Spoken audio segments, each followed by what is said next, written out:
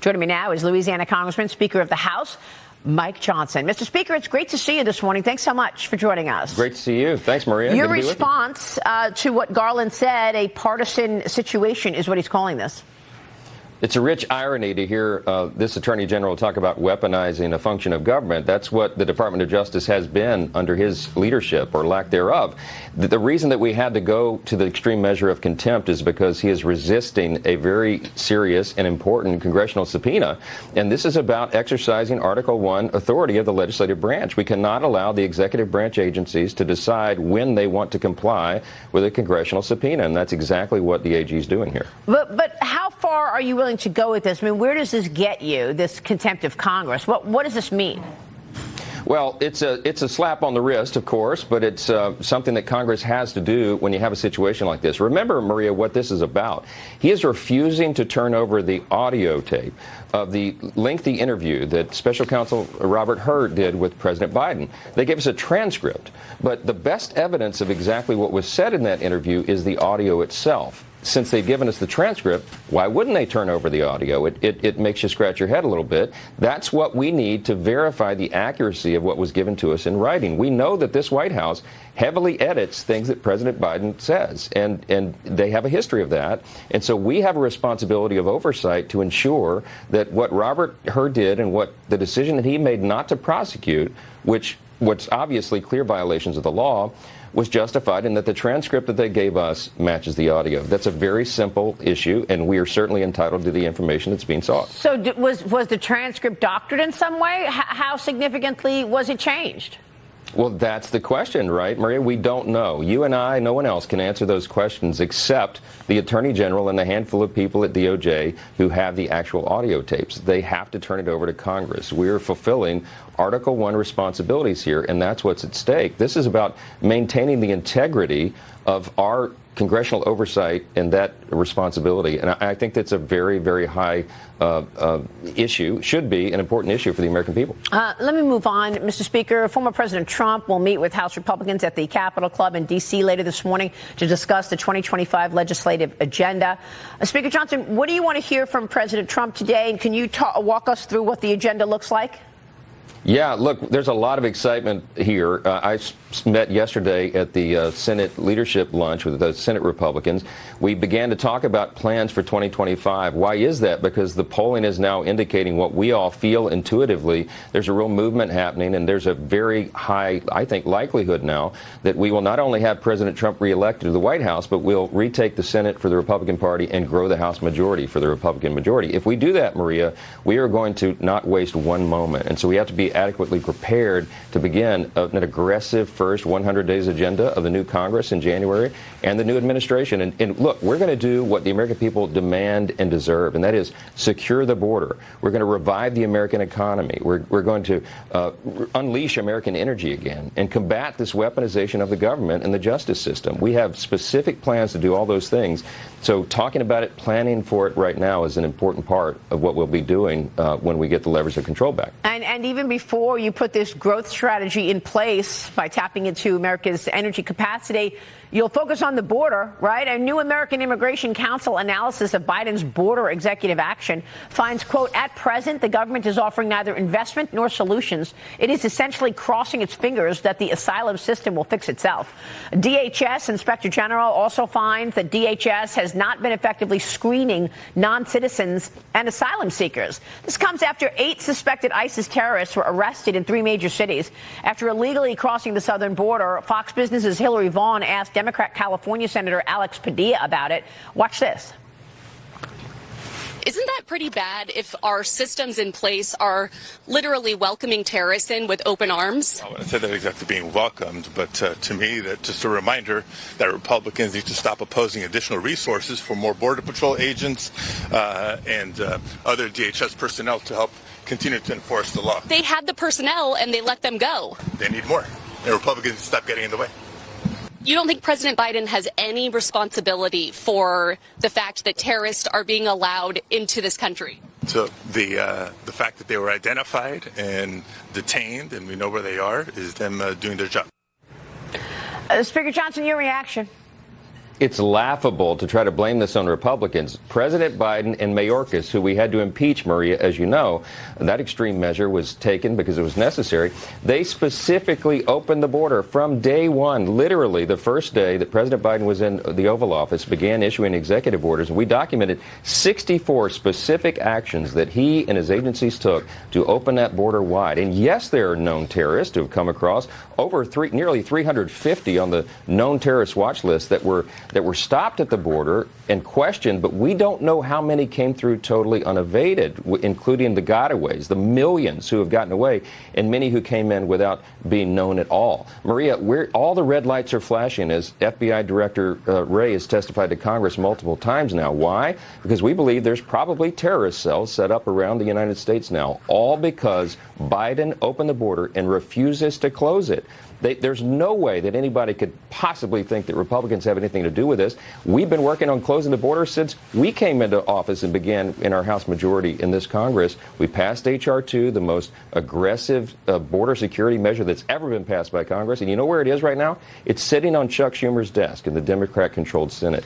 Well, we are hamstrung in doing anything until we have a president who cares about a closed border, and that's why we need President Trump back in office. Well, this is very dangerous, and obviously we're all wondering what Christopher Wray is alluding to. I mean, we just heard one lawmaker earlier say we're waiting for another 9/11. Yeah, look, it's certainly possible because of the dangerous situation that we have here. And you know that they've been distributed all around the country. So all cities, all communities are potentially targets. And it's a very serious situation. You know, we had the congressional baseball game last night. We had 28,000 people in that stadium here in D.C. I'm sure over 100 members of Congress there and staffs and important officials. You know, I was sitting in the stadium thinking, wow, this is a dangerous situation. You know, we're well protected here, but you can't possibly deter every harmful action and every plot and plan, and we have made that possible because of that open border. That's really distressing. And there's so many unknowns because of what you mentioned, 350 people on the terrorist watch list. Wow. Now, also, the Republicans are eyeing the fiscal year 2025 National Defense Authorization Act as a vehicle to help combat some of Biden's policies on DEI and gender ideology. Speaker, tell us more about that and your timeline for passing the NDAA. Yes, we're working through that this week, and we should have the NDAA passed by Friday, by the end of the week. And there's a number of amendments, hundreds of them that will be processed through on the House floor. We've been doing that for the last couple of days. And it's really important. We're going to focus on the quality of life for our service members, which is a very important element of all this, of maintaining national security. We need to get back to focusing again on lethality. That's what the military is supposed to be about, and not social experimentation.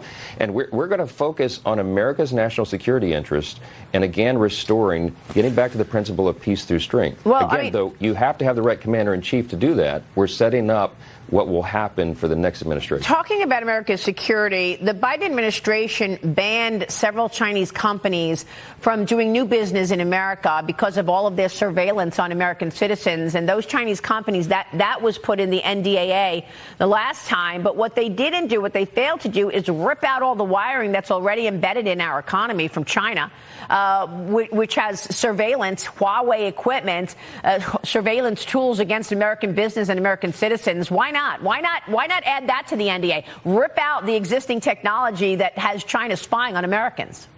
Yeah, absolutely. Well, you know, we worked on that in the last rounds of the appropriations bills in the national security supplemental package, where we went for the divestment of TikTok and some of these other threats from the Chinese Communist Party. We have a select committee working on that and putting forward ideas.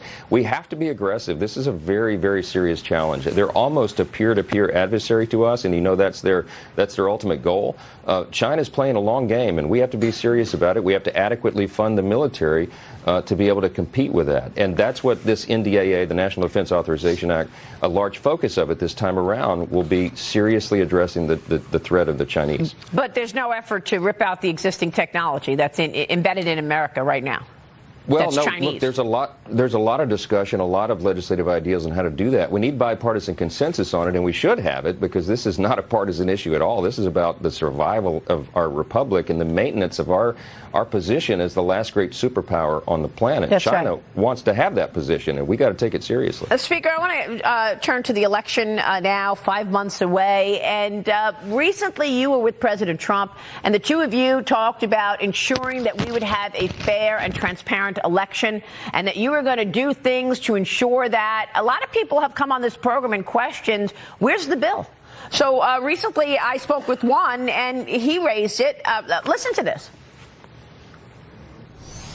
U.S. elections should be for U.S. citizens. He talked about Texas. You could come right here to the nation's capital in Washington, D.C., where they're encouraging non-citizens to vote. In fact, they just sent out a postcard encouraging non-citizens to vote in local elections. So think about this. You could have an individual working at the Russian embassy, residing in our nation's capital for only 30 days, and they're eligible to vote for mayor and city council.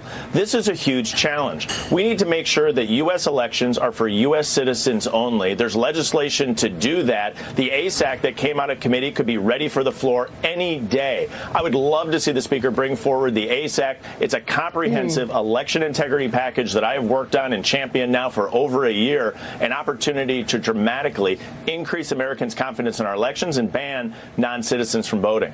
Speaker, that was Congressman Brian Stile, but there were others as well who were wondering where this bill is. You at the time were under fire from a small portion of Republicans in your membership. You were with Trump and, you know, talking about election integrity. Where's the bill?